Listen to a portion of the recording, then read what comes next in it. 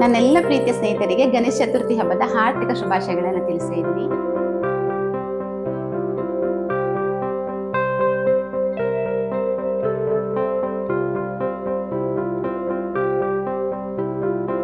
ಕೆಲಸ ಕೂಡ ಆಗ್ಬೇಕು. ಇನ್ನು ಅದೇ ಒಂದೆರಡು ಮೂರು ಐಟಮ್ ಆಗೋದಿಕ್ಕಿದೆ. ಕೋಸಂಬರಿ ನನ್ನ ಹಸ್ಬೆಂಡ್ ಮಾಡ್ತಾ ಇದ್ದಾರೆ ನೋಡಿ. ಹಲೋ, ನಮಸ್ಕಾರ ಎಲ್ರಿಗೂ. Welcome to my YouTube channel. ಇವತ್ತು ಗಣೇಶ ಚತುರ್ಥಿ ಹಬ್ಬ. ಹಾಗೆ ಬೆಳಗ್ಗೆನೆ ಲಾಗ್ನ ಶುರು ಮಾಡ್ಕೊಂಡಿದ್ದೀನಿ. ಬೆಳಿಗ್ಗೆ ಬೇಗ ಎದ್ದು ಇವತ್ತು ನಾನು ಕೊಟ್ಟಿಗೆ ಮೂಡೆ ಅಂತ ಹೇಳ್ತೀವಲ್ವಾ, ಹಲಸಿನೆಲ್ಲ ಕಡುಬು ಅಂತಾರೆ, ಒಬ್ಬೊಬ್ರು ಒಂದೊಂದು ಹೆಸರಿಂದ ಕರೀತಾರೆ. ಅದನ್ನ ರೆಡಿ ಮಾಡಿ ಹಾಗೆ ಮನೆ ಎಲ್ಲ ಗುಡಿಸಿ ಒರೆಸಿ ಕ್ಲೀನ್ ಮಾಡಿದೆ. ಕ್ಲೀನ್ ಮಾಡಿದ ಕೂಡಲೇ ಆದ್ವಿ ಸ್ನಾನ ಮುಗಿಸಿ ಬಂದು ಇವಾಗ ರಂಗೋಲಿ ಹಾಕ್ತಾ ಇದ್ದಾಳೆ. ಇದೊಂದು ದೊಡ್ಡ ಕೆಲಸ ನನಗೆ, ರಂಗೋಲಿ ಹಾಕೋದು ತುಂಬಾ ಟೈಮ್ ಬೇಕಾಗತ್ತೆ. ಸೊ ಇವಾಗ ಏನಂತ ಹೇಳಿದ್ರೆ ಆದ್ವಿ ಹಾಕ್ತಾಳಲ್ವಾ, ತುಂಬಾ ಈಸಿ ಆಗತ್ತೆ, ತುಂಬಾ ಟೈಮ್ ಸೇವ್ ಆಗತ್ತೆ ನಂದು. ಹಾಗಾಗಿ ಇದೊಂದು ಕೆಲಸನ ಅವಳೇ ಮಾಡ್ತಾಳೆ. ಹೊಸ್ತಿಲಿಗೆ ರಂಗೋಲಿ ಹಾಕೋದಿರ್ಬೋದು, ಹಾಗೆ ದೇವ್ರ ಮನೆ ಎದುರುಗಡೆ ರಂಗೋಲಿ ಹಾಕೋದು ಎಲ್ಲಾನು ಅವಳೇ ಮಾಡ್ತಾ ಇರ್ತಾಳೆ. ಸೊ ಹಾಗೆ ನಾನು ಬೆಳಿಗ್ಗೆ ನಾನು ಕೊಟ್ಟಿಗೆ ಮಾಡಿದೆ ಅಂತ ಹೇಳಿದೆ ಅಲ್ವಾ, ಇದು ಅಂದ್ರೆ ದೇವರಿಗೆ ನೈವೇದ್ಯಕ್ಕೆ ಇಡೋದಕ್ಕಿತ್ತು. ಸೊ ಹಾಗಾಗಿ ಇವತ್ತು ಬೆಳಿಗ್ಗೆನೆ ಮಾಡಿರುವಂತದ್ದು. ನಿನ್ನೆ ರಾತ್ರಿ ಹಿಟ್ಟನ್ನ ರೆಡಿ ಮಾಡಿ ಇಟ್ಕೊಂಡಿದ್ದೆ. ಹಾಗೆ ಎಲೆ ಕೂಡ ನಿನ್ನೆನೆ ರೆಡಿ ಮಾಡಿ ಒಂದು ಪ್ಲಾಸ್ಟಿಕ್ ಕವರ್ ಅಲ್ಲಿ ಹಾಕಿ ಇಟ್ಟಿದ್ದೆ. ಇಲ್ಲ ಅಂತ ಹೇಳಿದ್ರೆ ಅದ್ರ ಒಳಗಡೆ ಏನಾದ್ರೂ ಹೋಗಿ ಕೂತ್ಕೊಂಡ್ರೆ ಬೆಳಿಗ್ಗೆ ಹೊತ್ತಿಗೆ ಗೊತ್ತಾಗಲ್ಲ ನಮಗೆ, ಅದಕ್ಕೆ ಹಿಟ್ಟು ಹಾಕ್ತಿವಿ. ಸೊ ಹಾಗಾಗಿ ತುಂಬಾ ಅದನ್ನ ಜೋಪಾನವಾಗಿ ಎತ್ತಿಡ್ಬೇಕಾಗತ್ತೆ. ಹಾಗೆ ದೇವರಿಗೆ ನೈವೇದ್ಯಕ್ಕೆ ಅಂತ ಅಂದ್ಬಿಟ್ಟು ಇವಾಗ ರೆಡಿ ಮಾಡ್ತಾ ಇದ್ದೀನಿ. ಇದನ್ನ ಬೆಳಿಗ್ಗೆನೆ ಮಾಡಿರೋದ್ರಿಂದ ದೇವರಿಗೆ ಆರಾಮಾಗಿ ನೈವೇದ್ಯಕ್ಕೆ ಇಡ್ಬೋದು. ಅಂದ್ರೆ ಹಿಂದಿನ ದಿನ ಎಲ್ಲ ಮಾಡಿದ್ರೆ ದೇವರಿಗೆ ನೈವೇದ್ಯಕ್ಕೆ ಇಡಬಾರ್ದು. ಸೊ ಹಾಗಾಗಿ ಬೆಳಿಗ್ಗೆನೆ ಮಾಡ್ಬೇಕಾಗತ್ತೆ. ಅಷ್ಟಮಿ ದಿವಸ ನಾವು ಬಾಳೆ ಎಲೆಯಿಂದ ಕೊಟ್ಟಿಗೆನ ಮಾಡ್ತೀವಿ. ಯೂಶುವಲಿ ನಮ್ ಕಡೆ ಎಲ್ರು ಕೂಡ ಚೌತಿ ಹಬ್ಬದ ದಿವಸ ಈ ತರ ಹಲಸಿನೆಲೆಯಿಂದ ಈ ತರ ಕೊಟ್ಟಿಗೆನ ಮಾಡ್ತಾರೆ.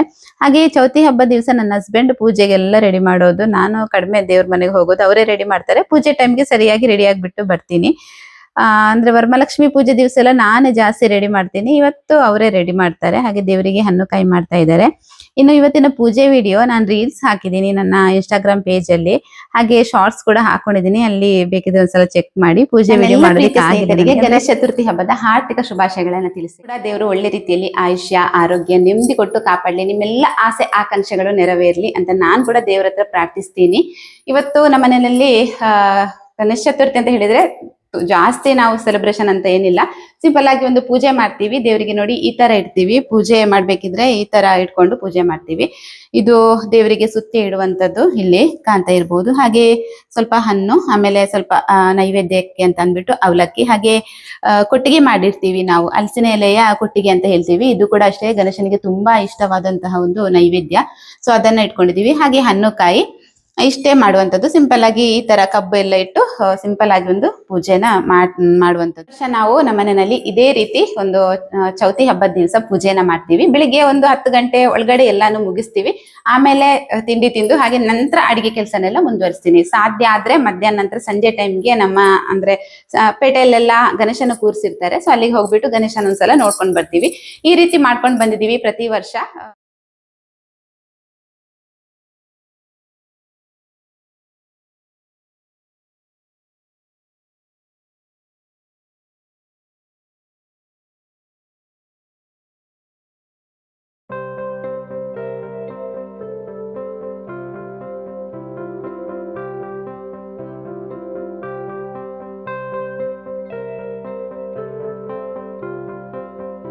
ತಿಂಡಿ ಸ್ವಲ್ಪ ಬೇಗ ಇದ್ದಿದ್ದೆ ಅಲ್ವಾ, ಹಾಗಾಗಿ ದೇವರಿಗೆ ಕೂಡ ಇಡೋದಕ್ಕಿತ್ತು ಅಂತ ಅಂದ್ಬಿಟ್ಟು ಇದನ್ನ ತಿಂಡಿ ತಿನ್ಬೇಕಷ್ಟೇ. ಇನ್ನು ಚಟ್ನಿ ಮಾಡ್ಬೇಕು.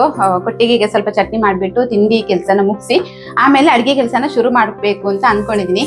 ಗಂಟೆ 10 ಆಗ್ತಾ ಬಂತು. ತಿಂಡಿ ಮುಗಿಸಿ ಹಾಗೆ ಕೆಲಸಗಳನ್ನ ಶುರು ಮಾಡಿ.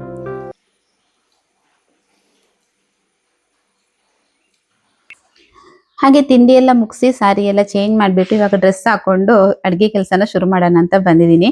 ಸಾರಿ ಹಾಕೊಂಡು ಅಡ್ಗೆ ಮಾಡೋದು ಅಂತ ಹೇಳಿದ್ರೆ ತುಂಬಾ ಕಷ್ಟದ ಕೆಲಸ, ನನ್ಗೆ ಆಗಲ್ಲ ಅಡ್ಗೆ ಕೆಲಸ ಎಲ್ಲ ಮಾಡೋದಕ್ಕೆ. ಸೊ ಹಾಗಾಗಿ ಸಾರಿ ಚೇಂಜ್ ಮಾಡ್ಬಿಟ್ಟೆ. ಹೇಗೂ ಪೂಜೆ ಕೂಡ ಆಯ್ತಲ್ವಾ ಅಂತ ಅಂದ್ಬಿಟ್ಟು. ಹಾಗೆ ಇವತ್ತು ಚೌತಿ ಹಬ್ಬ ಅಂತ ಹೇಳಿದ್ರೆ ನಮ್ಮ ಮನೆಯಲ್ಲಿ ಸ್ವಲ್ಪ ಸ್ಪೆಷಲ್ ಆಗಿ ಅಡಿಗೆಗಳನ್ನೆಲ್ಲ ಮಾಡ್ತೀನಿ. ಪ್ರತಿ ವರ್ಷ ಕೂಡ ಮಾಡ್ತೀನಿ. ನಮ್ಮ ಅತ್ತೆ ಬರ್ತಾ ಇದ್ರು ಮನೆಗೆ. ಇವತ್ತು ಒಂದ್ಸಲ ನೆನಪಾಯ್ತು ಬೆಳಿಗ್ಗೆ ಎದ್ದ ಕೂಡಲೇ ನನಗೆ. ಚೌತಿ ಹಬ್ಬದ ದಿವಸ ಅತ್ತೆ ನಮ್ದು ಊಟಕ್ಕೆ ಮಧ್ಯಾಹ್ನ ಬರ್ತಾ ಇದ್ರು ಪ್ರತಿ ವರ್ಷ ಕೂಡ. ಇವಾಗ ಒಂದ್ 2 ವರ್ಷ ಆಯ್ತು, ಎಕ್ಸ್ಪೈರ್ಡ್ ಆಗಿದ್ದಾರೆ. ಸೊ ಅಂದ್ರೆ ಅವ್ರಿಲ್ಲ, ನೆನಪಾಯ್ತು ಈ ವರ್ಷ ಅವ್ರದ್ದು. ಹಾಗೆ ಇವಾಗ ಪೂರಿ ಮಾಡೋದಕ್ಕೆ ಅಂತ ಅಂದ್ಬಿಟ್ಟು ಹಿಟ್ಟನ್ನ ರೆಡಿ ಮಾಡಿ ಇಟ್ಕೊಂಡೆ. ಸ್ವಲ್ಪನೇ ಮಾಡುವಂಥದ್ದು, ನಾನು ಮಧ್ಯಾಹ್ನಕ್ಕೆ ಎಷ್ಟು ಬೇಕೋ ಅಷ್ಟು ಮಾತ್ರ ಮಾಡ್ತಾ ಇದ್ದೀನಿ. ಹಾಗೆ ಅದಕ್ಕೆ ವೆಜ್ ಕುರ್ಮಾ ಮಾಡೋಣ ಅಂತ ಅಂದ್ಬಿಟ್ಟು ಬೀನ್ಸ್, ಕ್ಯಾರೆಟ್, ಹಾಗೆ ಆಲೂಗಡ್ಡೆ, ಎಲ್ಲ ಹಾಕ್ಬಿಟ್ಟು ಬಟಾಣಿ ಕಾಳು ಎಲ್ಲವನ್ನ ಹಾಕ್ಬಿಟ್ಟು ಒಂದು ವೆಜ್ ಕುರ್ಮಾ ತರ ಮಾಡ್ಕೊಂಡಿದ್ದೆ. ಅದರ ರೆಸಿಪಿನ ಶೇರ್ ಮಾಡ್ತೀನಿ. ಬಟಾಣಿನ ನಾನು ಮೊದಲೇ ಬೇಯಿಸ್ಕೋತೀನಿ, ಯಾಕಂತ ಹೇಳಿದ್ರೆ ತರಕಾರಿ ಜೊತೆ ಬೇಯಲ್ಲ. 3ರಿಂದ 4 ವಿಷಲ್ ಮೊದಲೇ ತೆಗಿತೀನಿ ನಾನು. ಹಾಗೆ ಬೇಯಿಸ್ಕೋಬೇಕಿದ್ರೆ ಸ್ವಲ್ಪ ಪಲಾವ್ಗೆ ಅಂತ ಅಂದ್ಬಿಟ್ಟು ಅದರಿಂದಾನೇ ಸ್ವಲ್ಪ ಸಪ್ರೇಟ್ ಆಗಿ ಎತ್ತಿಟ್ಕೊಂಡ್ಬಿಟ್ಟೆ. ಹಾಗೆ ತರಕಾರಿನ ಹಾಕ್ಬಿಟ್ಟು ಒಂದು ವಿಷಲ್ ಕೂಗಿಸ್ಕೊಂಡೆ. ಇವಾಗ ಕುರ್ಮಾ ಮಾಡೋದಕ್ಕೆ ಅಂತ ಅಂದ್ಬಿಟ್ಟು ಸ್ವಲ್ಪ ಕೊತ್ತಂಬರಿ ಸೊಪ್ಪು, ಸ್ವಲ್ಪ ತೆಂಗಿನ ತುರಿ, ಸ್ವಲ್ಪ ಹುಣಸೆ ಹಣ್ಣು, ಸ್ವಲ್ಪ ಶುಂಠಿ, ಬೆಳ್ಳುಳ್ಳಿ, ಹಾಗೆ ಒಂದೆರಡು ಪೀಸ್ ಚಕ್ಕೆ, ಲವಂಗ, ಒಂದು 4ರಿಂದ 5 ಕೆಂಪು ಮೆಣಸು, ಆಮೇಲೆ ಒಂದು ಹಸಿಮೆಣಸು ಒಂದೆರಡು, ಸ್ವಲ್ಪ ಈರುಳ್ಳಿ, ಇಷ್ಟನ್ನ ಹಾಕ್ಬಿಟ್ಟು ಮಸಾಲೆ ಕೂಡ ರೆಡಿ ಮಾಡ್ಕೊಂಡಿದೀನಿ. ಆ ಮಸಾಲೆನ ಸ್ವಲ್ಪ ಎಣ್ಣೆ ಇಟ್ಟು ಅದ್ರ ಜೊತೆಗೆ ಫ್ರೈ ಮಾಡ್ಕೋತೀನಿ. ಯಾಕೆಂತ ಹೇಳಿದ್ರೆ ಅಂದ್ರೆ ಹಸಿ ಮಸಾಲೆ ಅಲ್ವಾ ಅದು, ಅದನ್ನ ನಾನು ಹುರ್ಕೊಂಡಿರಲ್ಲ ಯಾವುದೇ ಇಂಗ್ರೀಡಿಯೆಂಟ್ಸ್ ನ. ಅದಕ್ಕೆ ಕೊತ್ತಂಬರಿ, ಜೀರಿಗೆ ಎಲ್ಲ ಹಾಕೊಂಡಿದ್ದೀನಲ್ವಾ, ಸೊ ಹಾಗಾಗಿ ಎಲ್ಲವನ್ನ ಹಸಿ ಮಸಾಲೆ ಆದ್ರಿಂದ ಅದನ್ನ ಸ್ವಲ್ಪ ಫ್ರೈ ಮಾಡ್ಕೊಂಡು ನಾನು ಬೇಯಿಸಿಟ್ಕೊಂಡಿರುವಂತಹ ತರಕಾರಿಗಳನ್ನ ಹಾಕಿ ಚೆನ್ನಾಗಿ ಕುದಿಸೋದು, ಇಷ್ಟೇನೆ. ಹಾಗೆ ಪಲಾವ್ ಮಾಡೋದಕ್ಕೆ ಅಂತ ಅಂದ್ಬಿಟ್ಟು ಇವಾಗ ಈರುಳ್ಳಿ ಕೂಡ ಕಟ್ ಮಾಡ್ತಾ ಇದ್ದೀನಿ. ಹಾಗೆ ಹಾಲು ಕೂಡ ಬಿಸಿ ಆಗ್ಲಿಕ್ಕೆ ಇಟ್ಟಿದ್ದೀನಿ ಪಾಯಸ ಮಾಡೋದಿಕ್ಕೆ. ಪಲಾವ್ ಕೂಡ ಅಷ್ಟೇನೆ ಸಿಂಪಲ್ ಆಗಿ ಮಾಡ್ಕೊಂಡಿದ್ದೆ, ಬಟ್ ಟೇಸ್ಟ್ ಅಂತೂ ತುಂಬಾನೇ ಚೆನ್ನಾಗಿ ಬಂದಿತ್ತು. ಈರುಳ್ಳಿ ಫ್ರೈ ಮಾಡ್ಬಿಟ್ಟು ಹಾಗೆ ಅಕ್ಕಿ, ತರಕಾರಿ ಎಲ್ಲ ಹಾಕ್ಬಿಟ್ಟು ಪಲಾವ್ ಮಸಾಲ ಬೋನ್ ಬ್ರ್ಯಾಂಡ್ ಇದ್ದು ಪಲಾವ್ ಮಸಾಲೆ ಇತ್ತು ಮನೆಯಲ್ಲಿ, ಅದು ತುಂಬಾನೇ ಚೆನ್ನಾಗಾಗತ್ತೆ ಅದ್ರದ್ದು. ಸೊ ಹಾಗಾಗಿ ಪಲಾವ್ ಕೂಡ ಇವಾಗ ಮಾಡ್ಕೊಂಡೆ. ಇನ್ನ ನಮ್ಮ ಆದ್ವಿ ಏನಾದ್ರು ಈ ತರ ಮನೇಲಿದ್ರೆ ಏನಾದ್ರು ಕುರ್ಮಾ, ಏನಾದ್ರು ತರಕಾರಿ ಗ್ರೇವಿ ಏನಾದ್ರು ಮಾಡ್ತೀನಲ್ವಾ, ಆ ಟೈಮ್ ನಲ್ಲಿ ಸ್ವಲ್ಪ ಅವಳಿಗೆ ಟೇಸ್ಟ್ ನೋಡೋದಕ್ಕೆ ಅಂತ ಅಂದ್ಬಿಟ್ಟು ಕೊಡ್ಬೇಕು, ಅದೊಂದು ಅಭ್ಯಾಸ ಅವಳಿಗೆ. ಹಾಗೆ ಪಾಯಸಕ್ಕೆ ಅಂತ ಅಂದ್ಬಿಟ್ಟು ಇವಾಗ ಶಾವಿಗೆ ಹುರ್ಕೋತಾ ಇದ್ದೀನಿ. ಸ್ವಲ್ಪ ತುಪ್ಪ ಹಾಕ್ಬಿಟ್ಟು ಹುರ್ಕೊಂಡು, ಹೇಗೂ ನಾನು ಏನು ಹಾಲನ್ನ ಬಿಸಿ ಮಾಡಿ ಇಟ್ಕೊಂಡಿದ್ದೆ ಅಲ್ವಾ, ಸೊ ಅದನ್ನ ಅದ್ರ ಜೊತೆಗೆ ಸೇರಿಸ್ಕೊಂಡ್ಬಿಟ್ಟು ಒಟ್ಟಿಗೆ ಬೇಯಿಸ್ಕೊಳ್ಳೋದು ಅಷ್ಟೇನೆ. ಇದು ಕೂಡ ಬೇಗನೆ ಆಗೋಗತ್ತೆ.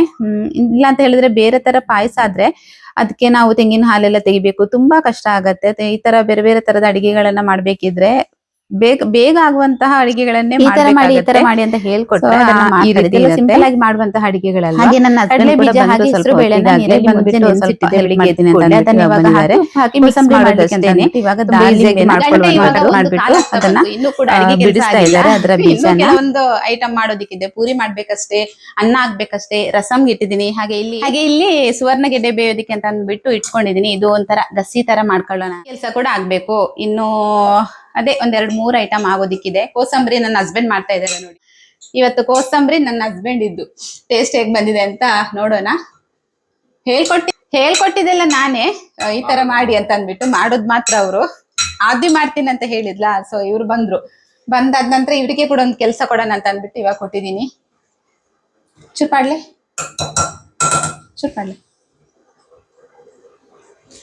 ಟೇಸ್ಟ್ ಹೇಳ್ತೀನಿ ಹೇಗಾಗಿದೆ ಅಂತ ಅಂದ್ಬಿಟ್ಟು.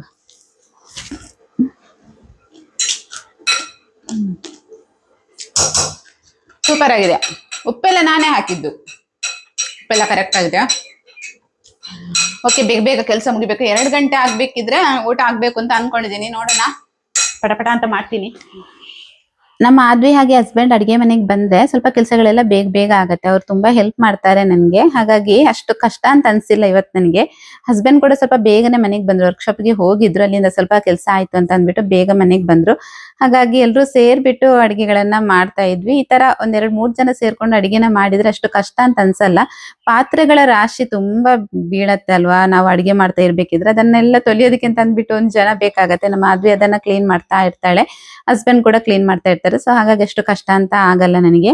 ಹಾಗೆ ಇವತ್ತಿನ ಏನು ಸ್ಪೆಷಲ್ ಅಡಿಗೆ ಏನಂತ ಹೇಳಿದ್ರೆ ಪೂರಿ, ಹಾಗೆ ತರಕಾರಿ ಕುರ್ಮಾ, ಆಮೇಲೆ ಪಲಾವ್, ಸಲಾಡ್, ವೈಟ್ ರೈಸ್ ಮಾಡ್ಕೊಂಡಿದ್ದೆ, ಅದಕ್ಕೆ ಸ್ವಲ್ಪ ರಸಂ ಮಾಡಿದ್ದೆ, ಹಾಗೆ ಆಮೇಲೆ ಶಾವಿಗೆ ತರ ಕೂಡ ಮಾಡ್ಕೊಂಡಿದ್ದೆ. ಇವತ್ತಿನ ನಮ್ಮ ಚೌತಿ ಹಬ್ಬದ ಅಡಿಗೆ ಈ ತರ ಇತ್ತು. ಅಡಿಗೆ ತುಂಬಾ ರುಚಿಯಾಗಿತ್ತು, ಎಲ್ಲಾನು ಕೂಡ ತುಂಬಾನೇ ಟೇಸ್ಟಿಯಾಗಿತ್ತು ಅಂತ ಮನೆಯವರು ಕೂಡ ಹೇಳಿದ್ರು. ಸೊ ಹಾಗೆ ಊಟ ಎಲ್ಲ ಮುಗಿಬೇಕಿದ್ರೇನೆ 2:15 ಗಂಟೆ ಆಯ್ತು. ನಂತರ ಸ್ವಲ್ಪ ರೆಸ್ಟ್ ಮಾಡ್ಬಿಟ್ಟು ಹಾಗೆ ಗಣೇಶನ ನೋಡೋದಕ್ಕೆ ಹೋಗ್ಬರೋಣ ಅಂತ ರೆಡಿ ಆಗ್ತಾ ಇದ್ವಿ. ಅಷ್ಟರೊಳಗಡೆ ಜೋರ್ ಮಳೆ ಸ್ಟಾರ್ಟ್ ಆಯ್ತು. ನಮ್ಮ ಆದ್ವಿಗೆ ಬೇರೆ ಕೋಲ್ಡ್ ಆಗಿತ್ತು, ಸ್ವಲ್ಪ ಲೈಟ್ ಆಗಿ ತಲೆನೋವು ಅಂತ ಹೇಳ್ತಾ ಇದ್ಲು. ಸೊ ಮಳೆ ಇಲ್ಲ ಅಂತ ಹೇಳಿದ್ರೆ ಗಣೇಶನ ನೋಡ್ಬೇಕಿತ್ತು ಇವತ್ತು ಹೋಗಿ ಅಂತ ಅನ್ಕೊಂಡಿದ್ವಿ.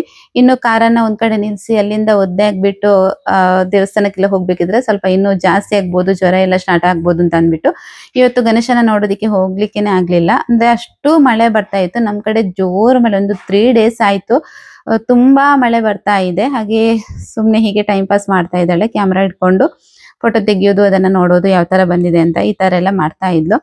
ನಮ್ಮನೆ ಚೌತಿ ಹಬ್ಬ ಈ ರೀತಿ ನಾವು ಸೆಲೆಬ್ರೇಷನ್ ಮಾಡ್ತೀವಿ, ಸಿಂಪಲ್ ಆಗಿ ಮಾಡ್ತೀವಿ. ಅಡಿಗೆ ಸ್ವಲ್ಪ ಸ್ಪೆಷಲ್ ಆಗಿ ಮಾಡ್ಬಿಟ್ಟು ಎಲ್ಲಾರು ಒಟ್ಟಿಗೆ ಕುತ್ಕೊಂಡು ಊಟ ಮಾಡ್ತೀವಿ. ಇವತ್ತಿನ ಒಂದು ಚೌತಿ ಹಬ್ಬದ ಲಾಗ್ ಇಷ್ಟ ಆಗಿರ್ಬೋದು ಅಂತ ಭಾವಿಸ್ತೀನಿ. ಇಷ್ಟ ಆದ್ರೆ ಲೈಕ್, ಶೇರ್, ಕಮೆಂಟ್ ಮಾಡಿ. ಸಿಗ್ತೀನಿ ನೆಕ್ಸ್ಟ್ ಲಾಗ್ ಅಲ್ಲಿ. ಬಾಯ್.